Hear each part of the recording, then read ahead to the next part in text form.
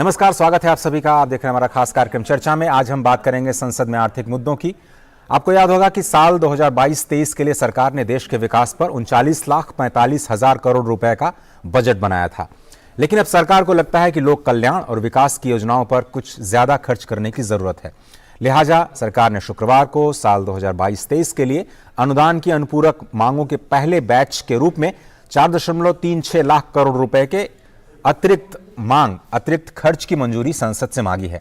इसमें से 3.25 लाख करोड़ रुपया नकद व्यय के रूप में है, जबकि विभिन्न मंत्रालय और विभागों की जो बचत है उसके जरिए 1,10,000 करोड़ रुपए जुटाए जाएंगे। लोकसभा में वित्त राज्य मंत्री पंकज चौधरी ने वर्ष 2022-23 के लिए अनुदान की अनुपूरक मांगों के पहले बैच को यह विवरण रखा। जो बड़ी बातें हैं उसमें आपको बताएं कि जो गरीब कल्याण अन्न योजना है उसमें एक बड़ी राशि मांगी गई है संसद से खर्च करने के लिए, क्योंकि एक बहुत बड़ा मुद्दा है। जब पूरी दुनिया में खाद्य सुरक्षा का संकट है तो सरकार ने इस साल के बाकी बचे वक्त के लिए ये 4.26 करोड़ रुपए मांगे हैं। अगर खाद्य सुरक्षा की बात करें, प्रधानमंत्री गरीब कल्याण योजना की बात करें तो करीब 80,000 करोड़ रुपए, 80,348 करोड़ रुपए की मांग रखी गई है। और इससे भी ज्यादा बड़ा खर्चा जो है वह है फर्टिलाइजर सब्सिडी का। क्यों है इतना बड़ा खर्च खाद सब्सिडी का, और जो दूसरी अनुपूरक मांगे रखी गई हैं उसका क्या असर होगा, उस पर हमारे साथ चर्चा करने के लिए शिशिर सिन्हा स्टूडियो में मौजूद हैं, वरिष्ठ आर्थिक पत्रकार। शिशिर जी, बहुत धन्यवाद वक्त निकालने के लिए। आसान भाषा में सबसे पहले तो ये समझाएं, बहुत सारे लोग ये नहीं समझते होंगे कि सप्लीमेंट्री डिमांड होता क्या है, अनुपूरक मांगे होती क्या है, इसकी जरूरत क्यों पड़ती है। तो शुरुआत पहले वहीं से करते हैं। देखिए, जो बजट पेश किया जाता है उसमें सरकार साल भर का लेखा जोखा आपके सामने रखती है कि हमें इतना खर्च करना है, हमारी कमाई इतनी होगी। साल के बीच में आपको पता लगता है कि कुछ चीज़ों पे आपका खर्च बढ़ गया है, कुछ चीज़ों पे आपके बचत होने का अनुमान होता है। तो जब कुछ चीज़ों पर आपका खर्च बढ़ गया है तो आप उसका इंतजाम कैसे करते हैं? या तो आप अतिरिक्त उसके ऊपर नगद खर्च करते हैं, या दूसरे विभागों से जो बचत हुई या उसी विभाग के किसी और उस मंत्रालय के किसी और विभाग से बचत हुई तो उससे आप इसको भरपाई करते हैं। ये जो पूरी व्यवस्था होती है, इस पूरी व्यवस्था के लिए आपको संसद के पास दोबारा जाना पड़ता है। और वजह क्या है? क्योंकि जो पैसा है वो कंसोलिडेटेड फंड यानी कि जो हमारी समेकित निधि है उससे निकाला जाता है।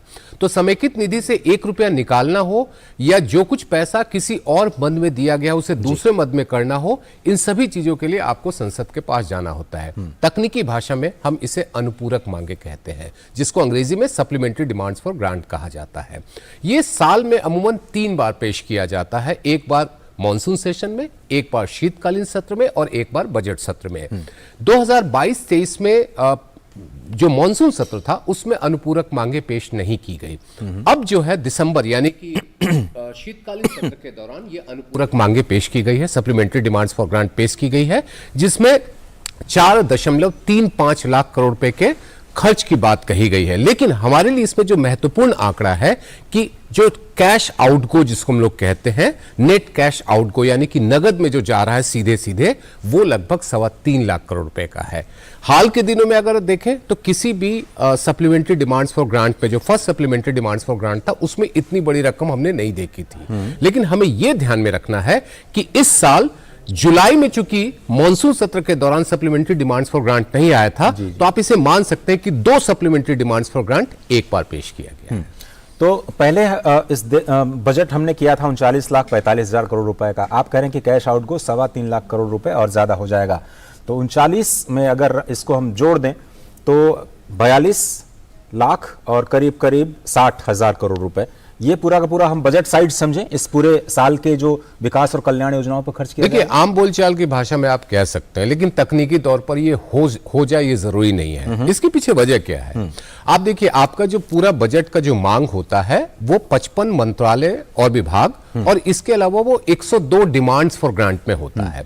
उसमें से बहुत सारे मंत्रालय, विभाग और डिमांड्स फॉर ग्रांट में सेविंग हो सकती है। तो आप देखोगे कि साल के अंत में जो टोटल बजट साइज है, जो पहले हमारा 39 लाख करोड़ था, और जब हम रिवाइज एस्टीमेट प्रेजेंट करेंगे बजट के दौरान में, उसमें हमको पता चलेगा कि हमारा बजट का साइज कितना बड़ा है। तो आम बोलचाल के तौर पे आप कह सकते हो कि सीधे सीधे आप 39 लाख में 3,25,000 करोड़ जोड़ दोगे। लेकिन हमको ये भी देखना होता है कि कहां से बचत हुई, और तब जाकर के पता चलता है कि वो आप जो ये 3-3.25 लाख करोड़ जोड़ रहे हो, आखिर में वो थोड़ा कम दिखे। तो ये सब कुछ तो अनुमान ही है, बजट अनुमान। जब हम बजट बनाते हैं तो बहुत सारे अनुमान करते हैं कि भाई इस साल इतनी हमारी जीडीपी रहेगी। डॉक्टर प्रलोक गुप्ता हमारे साथ आ चुके हैं आईएफटी के। बहुत धन्यवाद सर वक्त निकालने के लिए, आपका स्वागत है इस कार्यक्रम में। पीयूष गोयल साहब ने बहुत सारी बातें कही हैं, उस पर हम चर्चा करेंगे इस कार्यक्रम। लेकिन अभी फिलहाल हम सप्लीमेंट्री डिमांड को समझने की कोशिश कर रहे हैं। आप लोग भी इससे तारुफ रखते हैं। तो सुशील जी, मैं आपसे समझना चाह रहा था कि ये जो अनुमान हम लोग लगाते हैं बजट में, अभी भी ये सप्लीमेंट्री डिमांड का अनुमान ही है। बाद में एक्चुअल्स जब बजट आएगा अगले साल का तो हमें पता चलेगा पिछले साल हमने कितना खर्च किया। फिस्कल डेफिसिट वगैरह जो बड़े बड़े नंबर्स होते हैं, क्या उसके ऊपर भी इन सप्लीमेंट्री डिमांड्स का असर पड़ेगा? फिस्कल डेफिसिट को हम लोग दो तरीके से देखते हैं, जिसको हम लोग राजकोषीय घाटा कहते हैं। एक तो होता है कि जो मूल नंबर है, जैसे 15 लाख करोड़, 14 लाख करोड़, और बेसिकली क्या है, सरकार की आमदनी और खर्च के बीच का अंतर, ये आपका राजकोषीय घाटा है। और दूसरा जो हम देखते हैं कि हमारा जीडीपी यानी कि जो सकल घरेलू उत्पाद है उसका कितना प्रतिशत है। तो अगर आप इस बजट में देखेंगे तो हमने कहा था कि 6.4% हमारा जो राजकोषीय घाटा है वो रहने का अनुमान है। और अगर मैं पूरी रकम के तौर पर देखूं तो 15-16 लाख करोड़ रुपए की बात थी। अब यहां पर हो सकता है कि जब आपका बजट आएगा 1 फरवरी को, और जो संशोधित जो अनुमान आएंगे जिसको हम लोग रिवाइज एस्टिमेट कहते हैं, उसमें आपको fiscal deficit as a percentage of GDP यानी कि जीडीपी में उसकी हिस्सेदारी 6.4% ही दिखे, लेकिन जो रकम है वो थोड़ी बढ़ी हुई दिखाई दे सकती है। तो अब आपका सवाल हो सकता है कि वो 6.4% ही क्यों दिखेगी? उसकी वजह क्या होती है कि ये जो आकलन होता है वो नॉमिनल जीडीपी पे होता है। हमारे पास 2 जीडीपी है, एक रियल जीडीपी है, एक नॉमिनल जीडीपी है। नॉमिनल जीडीपी से अगर आप इन्फ्लेशन माइनस कर देते हैं तो वो रियल जीडीपी हो जाता है। तो नॉमिनल जीडीपी जो हमने बजट में अनुमान लगाया था, अब हमारा अनुमान है कि उससे ज्यादा हो सकता है। तो प्रतिशत में आपको कोई फेरबदल नहीं दिखेगा, रकम के हिसाब से देखेंगे तो उसमें फेरबदल दिखेगा। तो ये नॉमिनल जीडीपी क्यों बढ़ने का अनुमान है? क्या उसमें आप इन्फ्लेशन ज्यादा बढ़ते हुए देख रहे हैं, या फिर जीडीपी में कुछ अंतर आएगा एस्टिमेट पे? वो उसमें क्यों अंतर आएगा? इसकी एक वजह तो इन्फ्लेशन है निश्चित तौर पर, यानी कि जो आपका वैल्यू है, जीडीपी क्या है? आपका वैल्यू है, जो आपकी वस्तु और सेवाएं होती है उनका वैल्यू है। तो अगर आपकी उसकी कीमत बढ़ जाती है तो उसकी वैल्यू आपको ज्यादा आएगी। और दूसरी तरफ जो अर्थव्यवस्था का जो बढ़ोतरी का अनुमान था, वैसे तो उस समय 8 से 8.5 कहा गया था, अब कहा जा रहा है 7% है। लेकिन चूंकि वैल्यू बढ़ा हुआ होगा तो आपको ज्यादा बड़ी वैल्यू के हिसाब से, रकम के हिसाब से जीडीपी दिखेगी। और यही वजह कि नॉमिनल जीडीपी जो आपका बजट में अनुमान था उससे ज्यादा दिखाई देगा। डॉक्टर प्रलोक गुप्ता, एक जो वजह है इस सप्लीमेंट्री डिमांड की, जो मैं देख पा रहा हूं, उसकी वजह है जो फर्टिलाइजर सब्सिडी पर हमारा बढ़ा हुआ खर्च है। हमने देखा है कि 2017 से 2022 के बीच में अंतर्राष्ट्रीय बाजार में खाद की कीमतें 2 गुनी होगी, और इसका असर हमारे सब्सिडी पर पड़ा। कुल मिलाकर देखें तो इस साल हो सकता है 2 लाख करोड़ रुपए के सब्सिडी का जो बिल है वो क्रॉस कर जाए। इस बार जो डिमांड की गई है खाद के लिए, वो मेरे ख्याल से 1,10,000 करोड़ रुपए बढ़ा है। इसका कितना असर आप देखते हैं? ये जो फैक्टर है फर्टिलाइजर की दाम बढ़ने का, वो कब तक स्टेबलाइज होंगे? कब तक हमारे ऊपर जो ट्रांसलेट हो रही है, ये जो खर्चा हमारा बढ़ रहा है वो कम होगा? कुछ आप लोग एक्सटर्नल फैक्टर्स को स्टडी कर पाए सर? देखिए, ये बात तो बिल्कुल ठीक है कि जो खाद्य पदार्थ हैं उनकी कीमतें अंतर्राष्ट्रीय मार्केट में काफी ज्यादा बढ़ी हैं, और जो फर्टिलाइजर्स हैं उनकी कीमतें भी बढ़ी हैं। अगर भारत के परिप्रेक्ष्य में देखें तो जो ये फर्टिलाइजर्स का इशू काफी सेंसिटिव है, दोनों तरह से।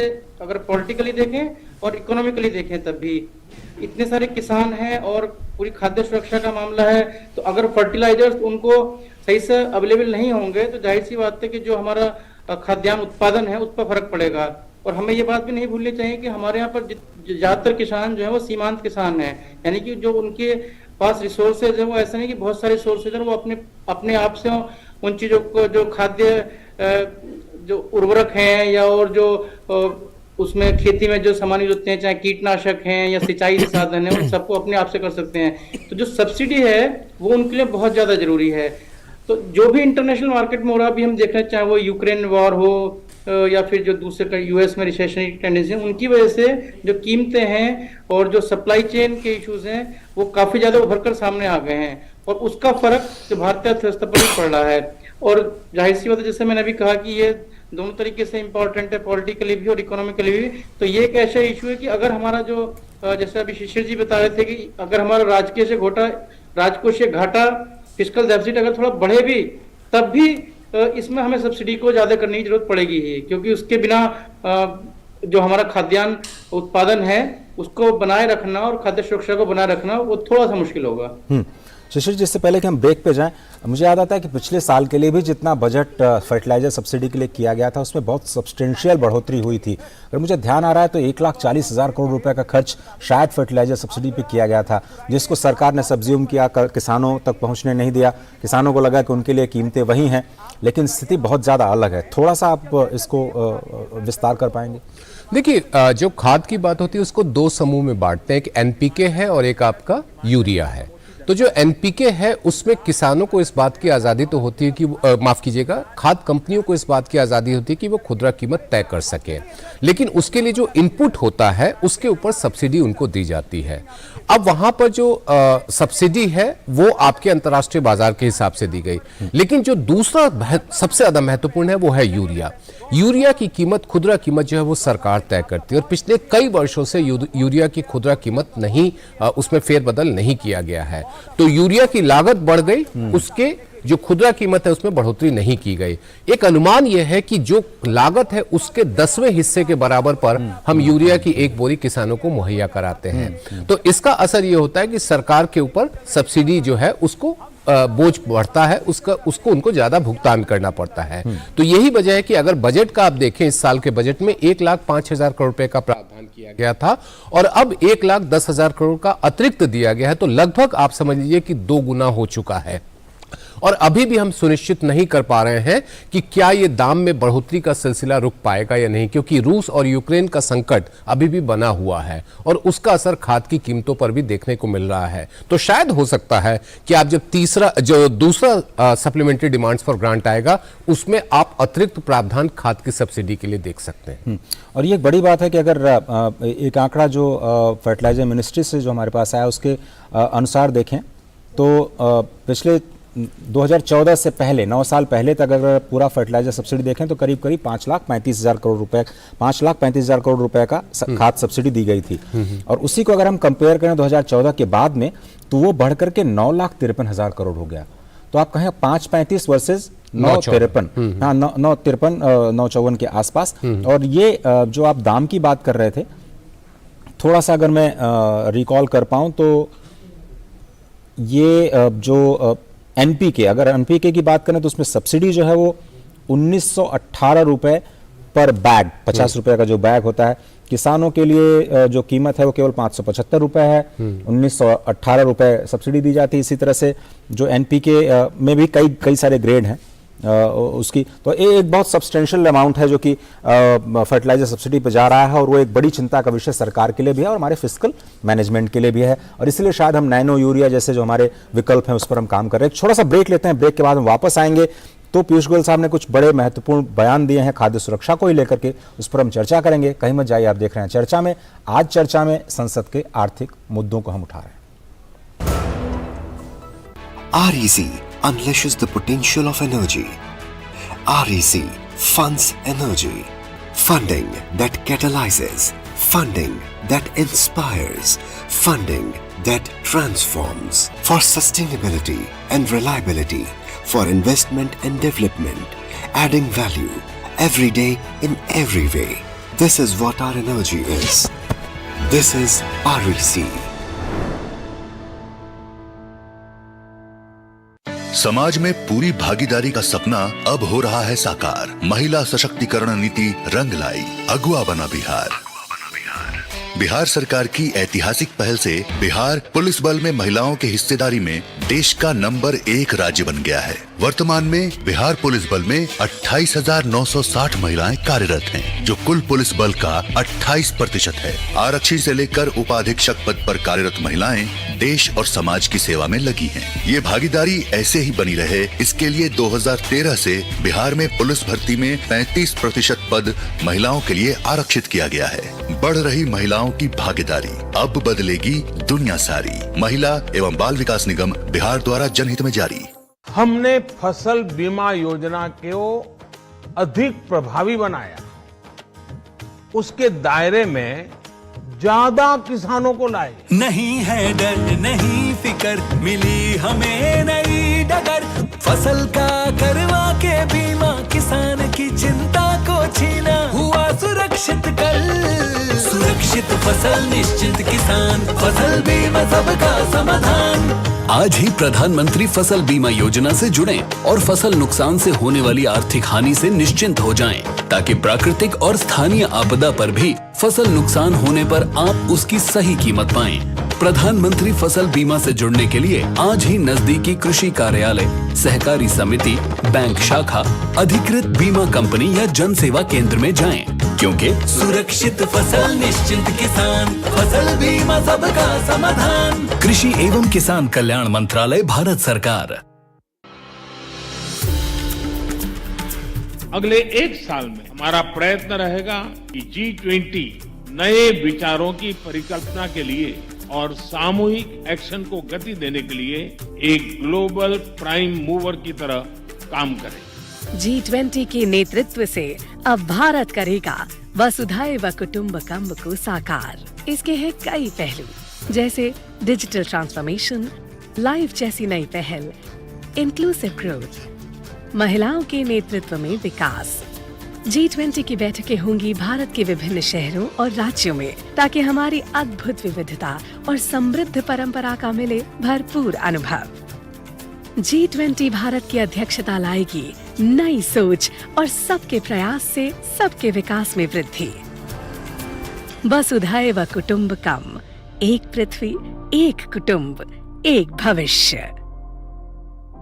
अमृत काल में विकसित भारत के विराट संकल्प के साथ तेजी से आगे बढ़ रहा है भारत। आज विश्व भारत को एक वैश्विक लीडर के रूप में आशा और विश्वास के साथ देख रहा है। फिर वो चाहे पर्यावरण हो या अर्थव्यवस्था का प्रबंधन, घरेलू स्तर पर राष्ट्र सामाजिक और आर्थिक विकास के नए आयामों के साथ लगातार आगे बढ़ रहा है और विकास के इस अभियान को गतिशील बना रहा है। आपके द्वारा दिया हुआ आयकर, समय पर आपके द्वारा दिया हुआ एडवांस टैक्स देश के विकास में एक महत्वपूर्ण योगदान देता है। अपने एडवांस टैक्स की तीसरी किश्त 15 दिसंबर तक जमा करवा के आप भी देश के विकास में अहम योगदान दें। कंपनीज, कॉर्पोरेट्स, सैलरीड एम्प्लॉइज या फिर वो व्यक्ति और संस्थाएं जिनका TDS या TCS कटने के बाद भी कर देता 10,000 रुपए या उससे अधिक है, उनके लिए एडवांस टैक्स देना अनिवार्य है। अधिक जानकारी के लिए www.incometax.gov.in पर लॉग ऑन करें। प्रत्येक आयकर दाता एक राष्ट्र निर्माता। REC unleashes the potential of energy. REC funds energy. Funding that catalyzes. Funding that inspires. Funding that transforms. For sustainability and reliability. For investment and development. Adding value. Every day in every way. This is what our energy is. This is REC.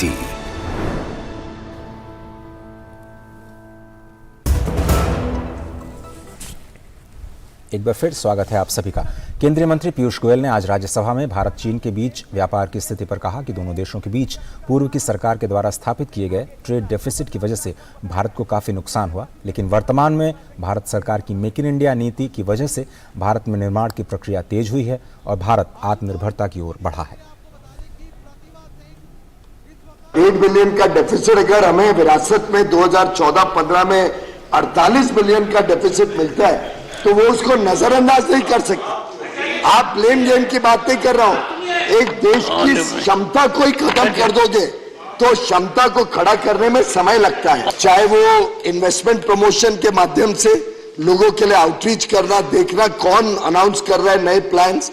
मेरे colleague Ashwini वैष्णव जी ने एक बहुत बढ़िया semiconductor को promote करने की policy पहली बार इस देश में हुआ होगा कि 76,000 करोड़ सिर्फ एक सेक्टर की, क्योंकि हम चाहते हैं हम आत्मनिर्भर भारत को बल दें।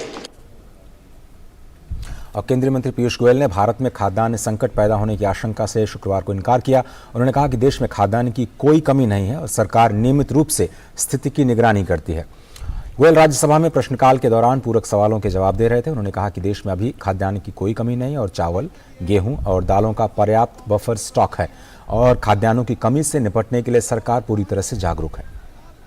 उन्होंने कहा कि विश्व खाद्यान्न संकट का सामना कर सकता है, लेकिन सौभाग्य से भारत में स्थिति अलग है और भारत में खाद्यान्न का पर्याप्त भंडार है। आने वाले समय में इसमें कोई कमी नहीं होगी।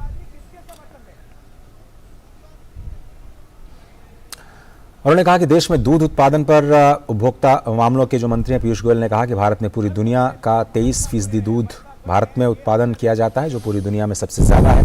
दूध के बढ़ते दाम पर उन्होंने कहा कि फिलहाल मूल्य काफ़ी स्थिर है और वैश्विक परिस्थितियों की वजह से जो मूल्य वृद्धि हुई है उस पर सरकार की नज़र है। दूध बड़े पैमाने पे भारत में बनता है और वास्तव में विश्व के सबसे बड़े दूध उत्पादक देश बनने का गर्व तो मुझे लगता है पूरे सदन के हर सदस्य को होना चाहिए। इस बात का गर्व, मिलावट कोई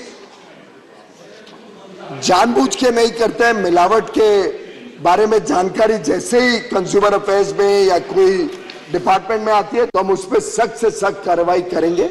रही बात दूध के उत्पादन की, आज दुनिया में हम सबसे बड़े 23% दूध का उत्पादन करते हैं और 1984 लाख टन यानी लगभग 2000 लाख टन दूध का उत्पादन 2021 में हुआ,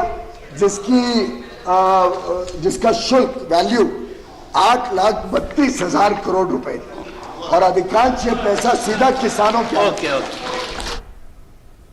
डॉक्टर प्रलोक गुप्ता, जिस ट्रेड डेफिसिट की बात कर रहे थे पीयूष गोयल साहब, वो कितनी बड़ी चिंता का विषय है? क्योंकि अभी भी ये कहा जा रहा है कि हम शायद स्थिति का फायदा उठा नहीं पाए जिस स्केल पे हम शायद उठा सकते थे, जो हमें एक अल्टरनेट अपॉर्चुनिटी के तौर पर पूरी दुनिया देख रही थी। अभी भी ट्रेड डेफिसिट चाइना के साथ लगातार बढ़ रहा है। अजय जी, जो ट्रेड डेफिसिट हमारा चाइना के साथ बढ़ रहा है, इसको दो तरीके से देखने की जरूरत है। एक तो कि उसका मैग्नीट्यूड क्या है, कि कितना है और उसमें क्या ग्रोथ हो रही है। तो अगर उस दृष्टि से देखें तो निश्चित रूप से वो थोड़ा बढ़ रहा है। अगर पिछले साल के आंकड़ों को देखें तो हमारे जो चाइना से इंपोर्ट्स हैं वो लगभग 93 बिलियन रहे हैं और जो एक्सपोर्ट्स हैं वो अराउंड 21 बिलियन रहे हैं। तो इसका मतलब हमारे पास लगभग 73 बिलियन डॉलर्स का हमारे घाटा पिछले साल हुआ है। और इस साल भी लगभग, अभी अगर पिछले 6 महीने की बात करें तो लगभग 50 बिलियन का हम लोगों को घाटा है। लेकिन घाटा अपने आप में ऐसा नहीं है कि वो गलत है। यूजुअली जो हम लोग समझते हैं, ऐसा लगता है कि घाटा हो रहा है तो वो एक गलत चीज है। हमें ये देखने की जरूरत है कि जो सामान हम चाइना से आयात कर रहे हैं वो सामान कहाँ यूज हो रहे हैं। अगर वो सामान हमारे इंटरमीडिएट प्रोडक्ट्स हैं, रॉ मटेरियल्स हैं, हमारी डोमेस्टिक इंडस्ट्रीज के लिए यूज हो रहे हैं या फिर हमारे जो एक्सपोर्ट ओरिएंटेड यूनिट्स हैं वहां यूज हो रहे हैं, तो उस घाटे में उतनी बड़ी दिक्कत की बात नहीं है, क्योंकि अल्टीमेटली उसकी वजह से हमारे एक्सपोर्ट्स बढ़ रहे हैं। जैसे मैं आपको उदाहरण दूं, फार्मास्यूटिकल कंपनीज हैं जी, तो उसमें अगर आप देखें तो लगभग 80% जो हमारा एपीआई एक्टिव फार्मास्यूटिकल इंग्रेडिएंट्स होते हैं, हमारी निर्भरता लगभग चाइना के ऊपर है, काफी ज्यादा है। लेकिन क्योंकि हम अपने उन फार्मा प्रोडक्ट्स को बाकी सारे देशों में निर्यात कर रहे हैं, एक्सपोर्ट कर रहे हैं, तो इसका मतलब कि हम वैल्यू एडिशन कर रहे हैं, जी जी, इसका फायदा कर रहे हैं जी। लेकिन अगर यही जो प्रोडक्ट हम आयात कर रहे हैं चाइना से हमारे फाइनल कंजम्पशन के लिए हैं, जैसे आपका मोबाइल फोन है, टॉयज है, तो वो प्रॉब्लमेटिक चीज है, क्योंकि इसका मतलब सीधे सीधे ये है कि हमारी जो डोमेस्टिक इंडस्ट्रीज है वो मजबूत नहीं है, वो कॉम्पिटिटिव नहीं है, तो उसको कॉम्पिटिटिव करना पड़ेगा। अब कैसे कॉम्पिटिटिव करें, उसके लिए अलग से प्रोग्राम करना पड़ेगा। वक्त की कमी है। बहुत बहुत धन्यवाद डॉक्टर प्रलोक गुप्ता जी, वक्त निकालने के लिए। शिशिर सिन्हा साहब, बहुत धन्यवाद। इस कार्यक्रम में सिर्फ इतना ही समय है। संसद में आर्थिक मुद्दों पर आज हमने चर्चा की, लेकिन डीडी न्यूज पर खबरों का सिलसिला लगातार जारी है। आगे है न्यूज नाइट, देखते रहिए डीडी न्यूज। दीजिए इजाजत, नमस्कार।